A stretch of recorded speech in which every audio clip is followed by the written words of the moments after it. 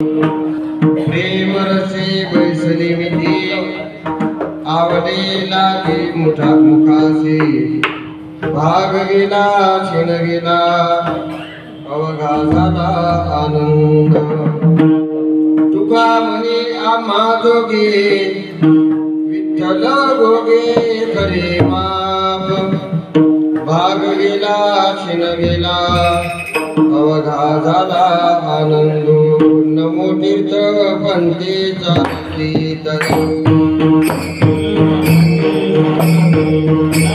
नमो तीर्थ पंथे चालती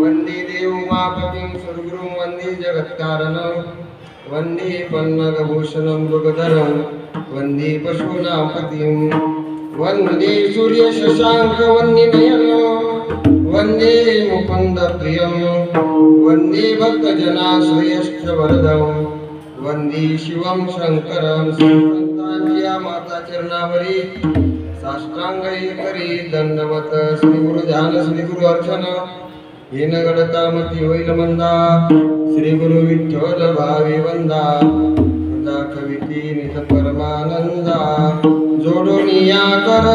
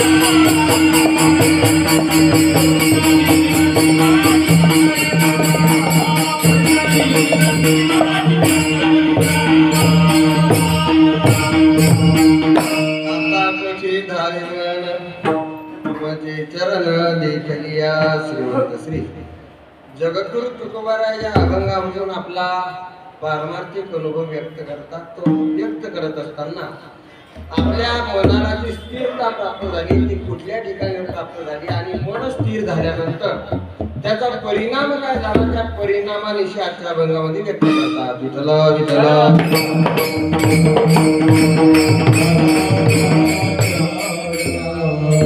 महाक्षेत्रामध्ये महावारीच्या निमित्ताने तुम्ही आपण उपस्थित आहात. त्याला महाक्षेत्र म्हणण्याचं कारण आहे असं क्षेत्र दुसरं नाही म्हणून बाकीचे देव आहे आपण महादेव म्हणतो की नाही कारण याच्यासारखा दुसरा देव नाही. तसं पंढरपुराचं वर्णन म्हटलं की उदंड पाहिले उदंड ऐकले उदंड वर्णिले क्षेत्र वहिने ऐशी चंद्र भागा ऐसे भीमातीर ऐसा विटेवर देव मोठे म्हणून महाक्षेत्र म्हणायचं. या क्षेत्रामध्ये आपण महावारीला उपस्थित आहोत कारण इथे असतात त्या वाऱ्या पण या वारीचे विशेष महत्व आहे म्हणून याला महावारी म्हणायचं.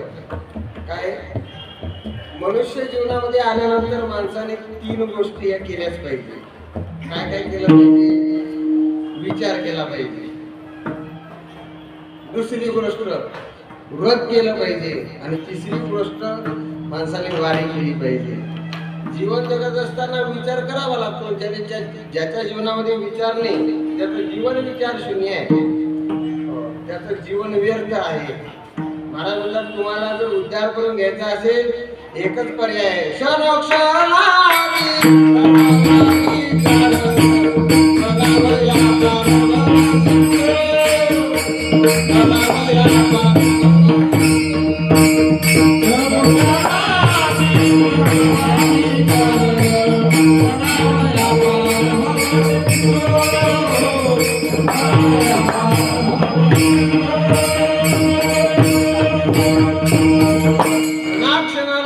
पूर्णपणे विचार केला पाहिजे. आपल्याला जर भवसागर करून जायचं असेल तर.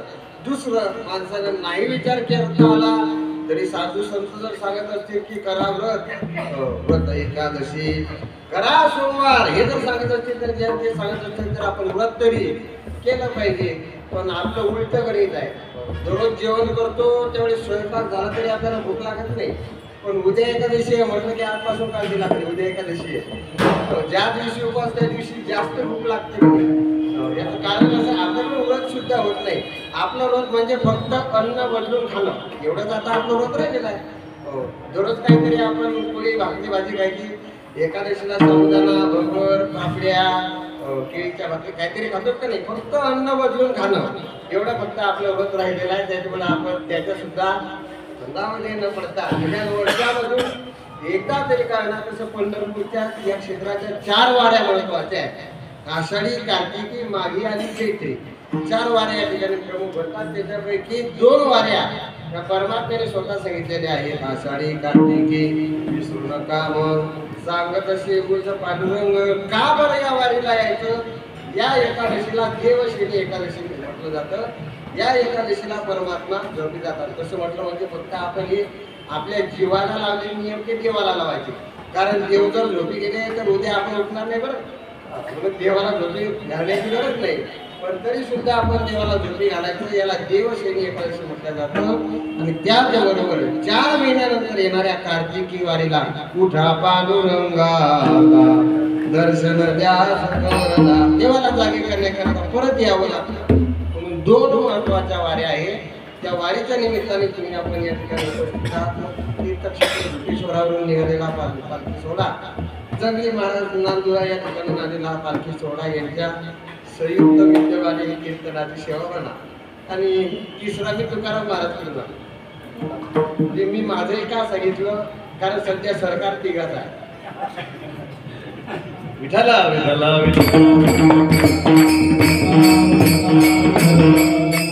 कसं आहे का होईना, पण शेवटाला द्यायचं आहे ना. विठाला विठाला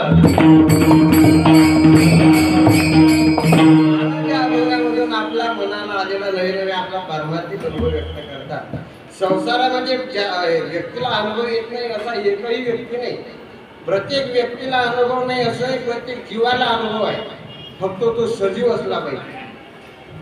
प्रत्येकाला अनुभव आहे. पण जगातामध्ये आलेले सर्वच अनुभव व्यक्त करायचे असतात असं नाही. काही अनुभव घ्यायचे असतात पण सांगायचे नसतात. काही अनुभव सांगायचे असतात पण घ्यायचे नसतात. काही अनुभव घ्यायचेही असतात आणि सांगायचेही असतात. काही अनुभव सांगायचे नसतात पण घ्यायचे मात्र असतात. 4 प्रकार आहे. काही अनुभव आपण घ्यायचे नाही पण दुसऱ्याला मात्र सांगत असतो. व्यवहारामधलं सांगतो. तुम्ही आजारी पडले, डॉक्टरकडे गेले, डॉक्टरांना सांगितलं ताप येते, डॉक्टर काहीतरी आपल्याला औषध लिहून देणार. एकाने डॉक्टरला विचारता का तुम्हाला आधी कधी ताप आला होता का? डॉक्टर म्हणे नाही.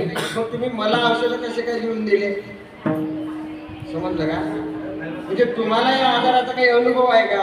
डॉक्टर म्हणतात आजाराचा अनुभव नसला तरी त्या आजाराबद्दलचं निदान कसं नाही होतं, या पुस्तकाचा ग्रंथाचा अनुभव मला आहे. सांगायचं काय, काही गोष्टीचा अनुभव आपण जरी घेतलेला नसला तरी आपण तो व्यक्त करायचा असतात. डॉक्टर आपल्याला लिहून देतात ते औषध. काही गोष्टीचा अनुभव जरी असला तरी त्या सांगायच्या नसतात. न सांगावी वर्म जगी असू द्यावा भ्रम. काही गोष्टी सांगायच्या, काही गोष्टी आपण करायच्या सुद्धा आणि जगाला सांगायच्या सुद्धा. कोणकोणत्या? जेवितो आराचा वाकितो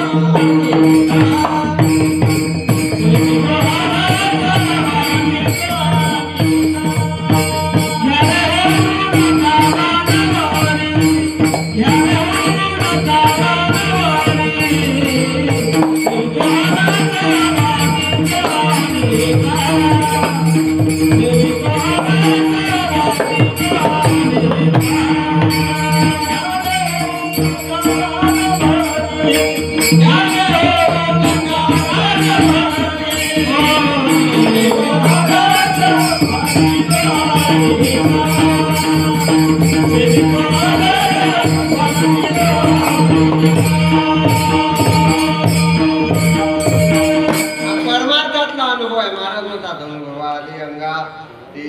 सल्ला देत असो, आपणही अनुभव घ्यायचा, दुसऱ्याला सुद्धा सांगायचा.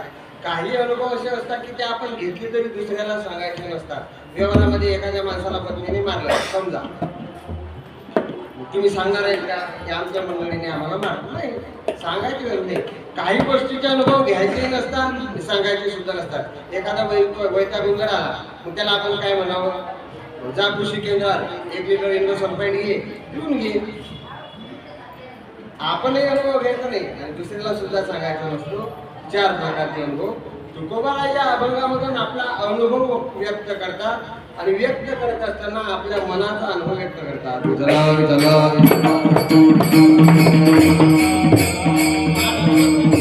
मन आहे, मन आता स्थिर झालेलं आहे.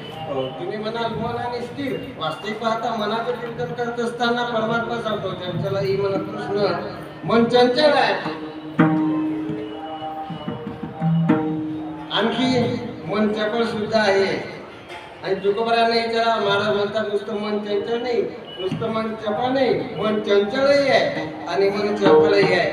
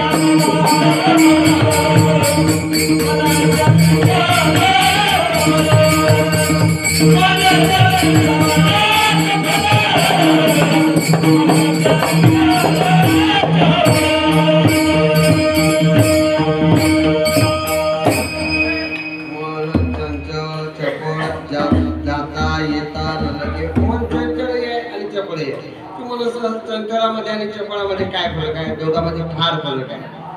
चंचल कशाला म्हणतात? एखादं काम सांगावं, एखाद्या व्यक्तीला 2-3 कामं सांगितली, एक काम करत असताना मधीच सोडायचं आणि दुसऱ्या कामाला सुरुवात करायची, हा झाला चंचलपणा. दुसऱ्या व्यक्ती सुद्धा ते काम करायला तयार आहे, पण आधी सांगितलेलं काम लगेच पूर्ण करायचं आणि लगेच दुसऱ्या कामाला सुरुवात करायची, हा झाला चपळपणा. बरीच माणसं चंचल असतात, गोपाल महाराज, आणि थोडीच माणसं असतात ती चपळ असतात, की दोन्ही कामं पूर्ण करतात.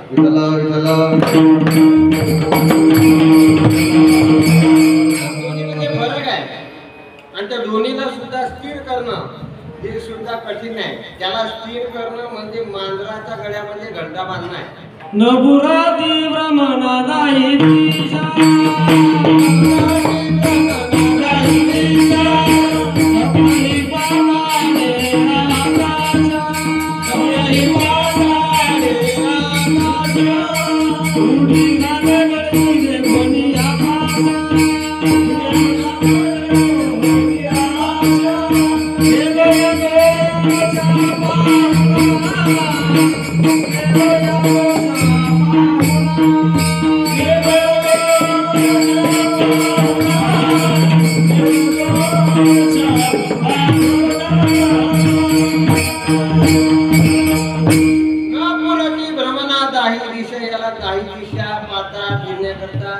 कमी पडतात. खरं सांगू, पंढरपूरला आपण आलो खरं, पण गावाकडे पाऊस पडला का नाही, शेतामध्ये सोयाबीन निघालं का नाही, आपल्या मनात विचार येतोच की नाही?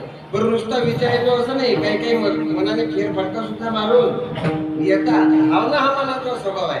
काही गोष्टी चंचल आहे, त्याच्यामध्ये एक मन सांगितलेलं आहे. मग त्याच्यामध्ये माशी असेल, माकड असेल, त्या माकडाची उपमा मनाला दिलेली आहे. माकड कसं राहतं? चंचल राहतं. पण नुसतं चंचल नाही, त्या माकडाला एकाने दारू पाजली. पंचदशी मध्ये एक श्लोक आहे तसा. दारू पाजल्यानंतर त्याला मर्कटस्य सुरापान श्लोक, त्याला दारू पाजली, मग त्याने शांत बसला का नाही? जरी लोणं घ्यायला लागला त्याला विंचू चावला, किती शांत बसलं असेल ते. त्या जुन्या काळामध्ये मदारी आहे, मदारी दोन माकडं राहायच्याकडे, त्याच्याकडे त्यांचं लग्न लावून द्यायचं, लोकांना पैसे मागायचे आणि थोड्या वेळामध्ये मग त्यांचा संसार थाटायचा. यांनी जसं जसं सांगायचं तसं तसं त्यांनी मागायचं. माकडांनी बरीच माकडं तशीच वागतात, येणारी उड्या मारायला लागायचं. काही वेळानंतर सांगितलं की आता या माकडीने जरी ज्याच्याशी लग्न झालं होतं ते मरण पावलं, त्यांनी खरंच तसं नाटक करावं. ते एक माकड पळून झालं, हो दुसरीने मग आता याच्या अंत्यविधी करता पैसे नाही, मग काय करा तुम्ही 10,000 रुपये द्या. खेळ पाहणाऱ्या व्यक्तींना त्यांनी पैसे मागायचे. की माकडी त्यांच्या अंत्यविधी करता पैसे जमा करते. बरं हे आता मेलेला आहे तर शांत पडून राहत नाही, हे बसल्या बसल्या पोट खात होतं. काय सांगितलं, माकड चंचल आहे तसं मन सुद्धा. अरे मना पापिष्टा किती हिंदशी रे नष्टा, सैरा फिरशी चोपटा. एक कर, काय कर, विठ्ठल विनाटा स्थिर होईल. तुला स्थिर व्हायचं असेल दुसरा तुला पर्याय नाही. तुम्हाला परमात्मा भक्ती करून घ्यायचे ना, मनोमार्गे गेला तो तिथे जायची गरज नाही. फक्त एक करा, काय करा, तू मन हे मीची करे, माझे भजनी प्रेम धरे, मग सर्वस्त्र नमस्कारी मज एकाते. परमात्मा म्हणतात तुझं जे मन आहे ना, ते मन भजनाकडे लावा. मनला भूमीरू फकीरी मी. आपल्या मनाला इकडे सांगायचं, तुम्ही कुठं जा. अरे मना एक करी म्हणे मी जाईन पंढरी, उभय तो पाहिन सावळा. त्या परमात्म्याला पाहिल्यानंतर भागा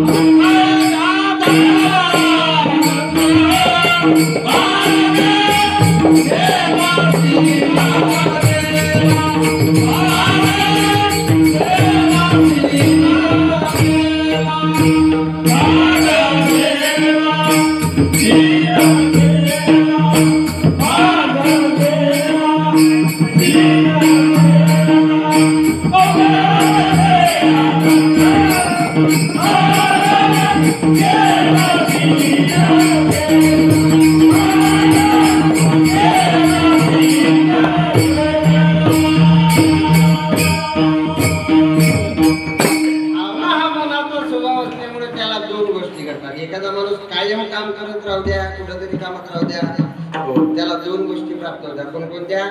एक होती भाग आणि दुसरी गोष्ट आहे त्याला शीन येते. परमार्थामध्ये परमात्म्याला पाहिल्यानंतर मागे येईल परिहार, पुढे नाही शीन. महाराज म्हणतात शीनही जातो आणि भागही जातो. कशात आहे तो शीन? एखादं कार्य करत राहावं, करता करता त्या कामाबद्दल येणारा कंटाळा त्याला म्हणतात शीन.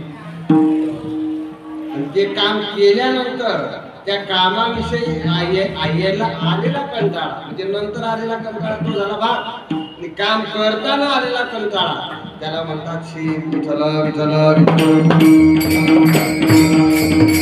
आणि हे दोन्ही नष्ट झाले की मग माणसाला होतो आनंद. अवघा झाला आनंद. पण तो आनंद प्राप्त होण्याकरता त्या मनाला सांगतात तू काय कर. महाराज म्हणतात त्या मनाला आम्ही विरोध केला नाही, त्या मनाला अगोदर शरण जावं लागतं. त्या मनाने आपल्यावर कृपा केली की मग माणसाच्या हातून परमार्थ होतो. मनुराजा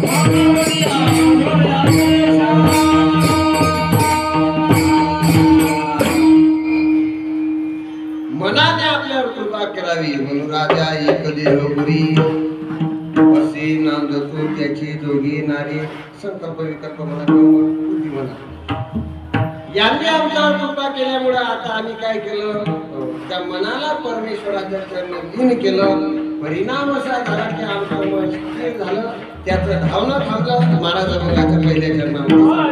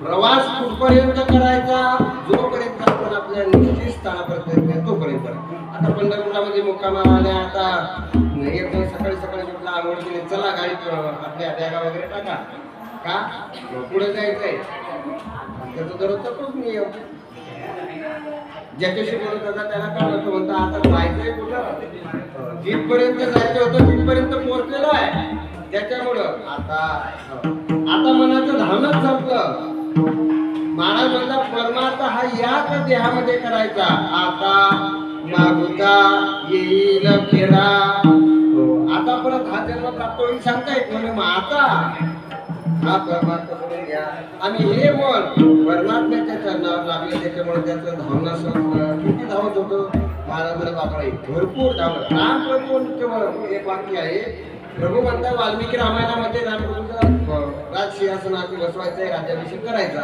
आदल्या दिवशी रामप्रभूला बोलवण्यात आलं वशिष्ठजी दशरथजी बसलेले आहेत रामप्रभू आल्यानंतर पायाजवळ बसले बऱ्याच त्याच्यामधून आपल्याला सांगायचं आहे की पोरांनी बापाच्या पायाजवळ बसायचं पण आता पोरं पायाजवळ नाही बसत डोक्यावर बसतात हे अवघड आहे आता हे खुर्चीतलं झालं रामप्रभू म्हणतात मला तुमचं राजसिंहासन नको आहे का कारण माझ्या मनामध्ये जर त्या राजसिंहासनाबद्दल लालसा निर्माण झाली तर पुढं माझ्या हातून जे कार्य घडायला पाहिजे तो माझा निश्चित हेतू आहे तो निश्चित हेतू सफल होणार नाही मनामध्ये संकल्प विकल्प निर्माण होतील याकरता आता मला ते सिंहासन आहे आता कोठी झाली मन धावणार नाही भगवंताच्या चरणावर मन स्थिर होतं याचं कारण की ते चरण आहे तुमचे आपले पाय आहे पायामध्ये आणि चरणामध्ये फरक आहे देवाच्या चरणाचा हा प्रताप आहे तुमचे चरण देखलिया देखिले तुमचे चरण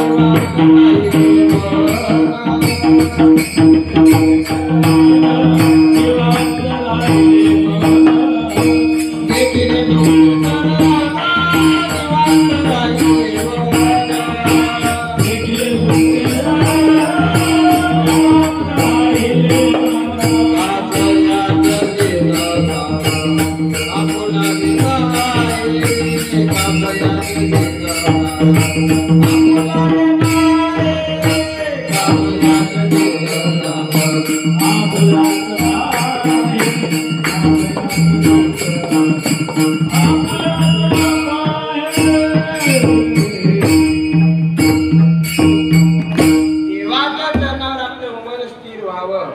आपली वृत्ती तरी तिथं स्थिर व्हावी. समचरण दृष्टी विधीवरी साजरी तिथे माझी हरी वृत्ती राहो देवा.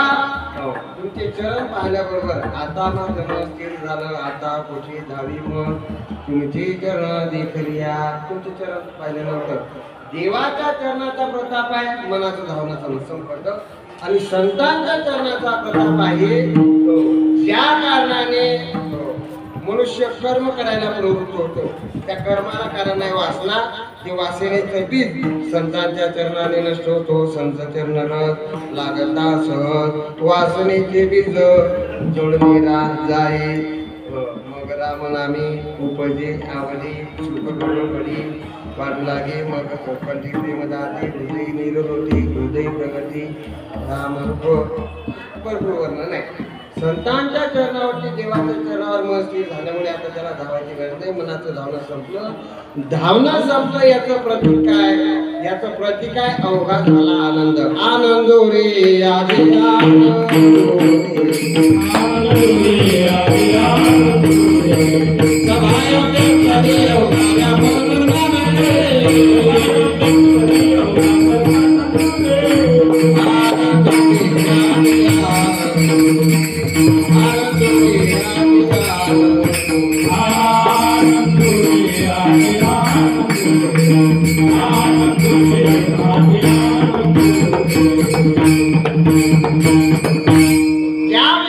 प्रत्येकामध्ये परमात्मा दिसतो. नवीन येतो त्याच्या त्याच्याच आनंदामध्ये राहतो. विठ्ठल पुजारी बाबा घ्या, रामभाऊ पुजारी बाबा घ्या, महाराज म्हणा. येणारा कुठलाही व्यक्ती असो भक्त म्हणून आलेला आहे, दास म्हणून आलेला आहे, त्यांच्याशी प्रेमाने बोलणं निदान त्यांच्याशी प्रेमाने वागणं हा आनंदातला फरक आहे. माणसं आनंदात नसतात, मजेत असतात. मजेत काही मजेतही नसतात, मग नसतात. कशामध्ये कोई किसी में मगर, कोई किसी में मगर, कोई किसी में मगर. जिसका हो गया लगन वो उसी में मगर सुद्धा होतं. आनंदाचं प्रतीक आहे की त्याचा शिनभाग नष्ट होतो. शिनभाग नष्ट झाला हा त्याचा फायदा आहे. महाराज म्हणतात त्याची पुढे वर्तवणूक कशी होते. त्याच्या वर्तवणूक फार सुंदर होणार आहे. महाराज म्हणतात त्याची वर्तवणूक जो आला त्याच्याशी तो कसा बोलतो. प्रेमे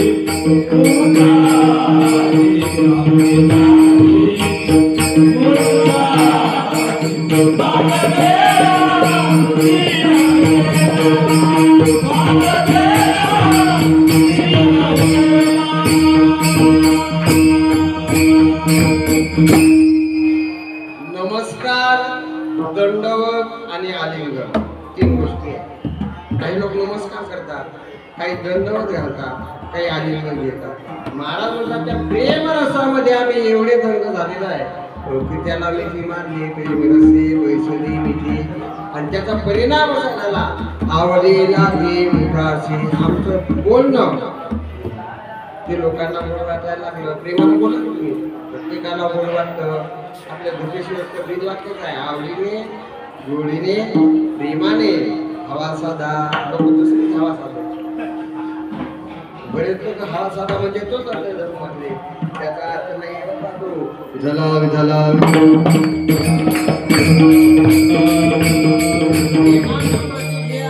माणसाच्या वाणीमध्ये गोडता येतो, मधुरता येते. कसं होतं त्याचं अंतःकरण सांगू. कंठी प्रेमदापे नैनी निरोटे हृदयी प्रगती रामरूप. जो परमात्मा त्याच्या अंतःकरणामध्ये स्थापन होतो, अर्थात अंतःकरणामध्ये परमात्म्याला स्थापन करण्याकरता, श्री गुरुला स्थापन करण्याकरता महत्वाचं साधन आहे मन. आता हृदयी आपले चौफावनिया भले हृदय वै चौफावले श्री गुरुचे. परंतु परमात्मा तुम्हाला प्राप्त झाला. कोणत्या मापाने प्राप्त झाला. महाराज म्हणतात त्याच्याकरता फक्त आम्ही एकच माप घेतलं, कोणतं? विठ्ठल नावाचं माप आम्ही घेतलं आणि त्या नावाचा भोग केल्यामुळे तो परमात्मा आम्हाला प्राप्त झाला. कशी वर्षा चरणामध्ये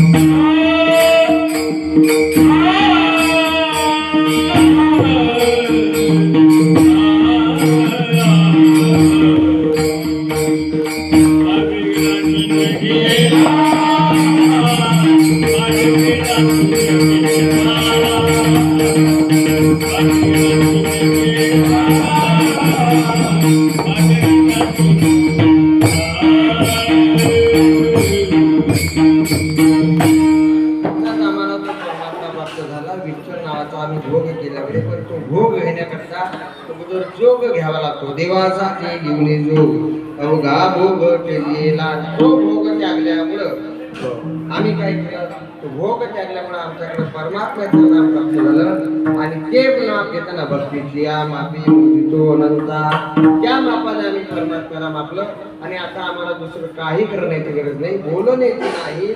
आता देवा विनंत आहे आपण मन ही झाली, मन ही झाली, पूर्ण विठ्ठल ही झाली, अंतर काय होऊन गेले विठ्ठल ते विठ्ठल. ही अवस्था दाखवण्याकरता हे करायचं, आपलं मन फक्त परमात्म्याच्या चरणी लीन करायचं. परमात्म्याच्या चरणी मन लीन केल्याने माणसाला जीवनामध्ये आनंद प्राप्त होतो. असा या अभंगाचा सर्व भावांचा विठोबा.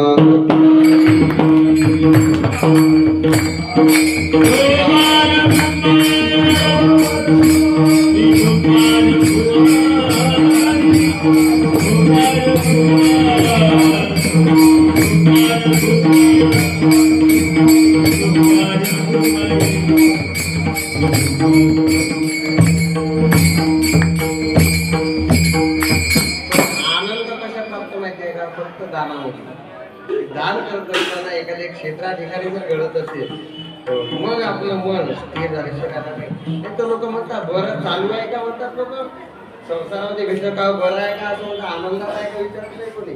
कारण आनंद तिकडं नाही, आनंद कशामध्ये देण्यामध्ये आनंद आहे. तो आनंद मग कधी कधी दानामधून प्राप्त होतो, तो आनंद कधी कधी भक्तीतून प्राप्त होतो. पण दान म्हणजे नुसतं अन्नदानची अन्नातली सांगत नाही, ते एखाद्या क्षेत्रा ठिकाणी घडावं. दरवर्षीप्रमाणे या ठिकाणी म्हणजे संजय धर्माजी कांडेलकर पिंपरी आणि गोपाळराव पाटील नांदुरा यांच्या मार्फत, या दोन्हीच्या मार्फत या ठिकाणी अन्नदान आहे. आणि क्षेत्रा ठिकाणी तिथलं अन्नदान आहे ते तिथले अन्न होय कोटी कुळाचे धरण कोटी याग केले जाल, हे महिमा क्षेत्राची. त्याच्या कोटी कुळाचा उद्धार होतो, त्याच्याकडून कोटी यज्ञ घडण्याचं पुण्य त्याला. या ठिकाणी फक्त एक शीत जरी आपण अन्नदान केलं त्याचं होतं. यांनी अन्नदान केलं, ज्या संतांनी आपल्याला ज्ञानदान केलं, ज्याच्यामुळे आपण या आनंदाला प्राप्त झालो, त्या संतांचं भजन. निवृत्ती ज्ञानदेव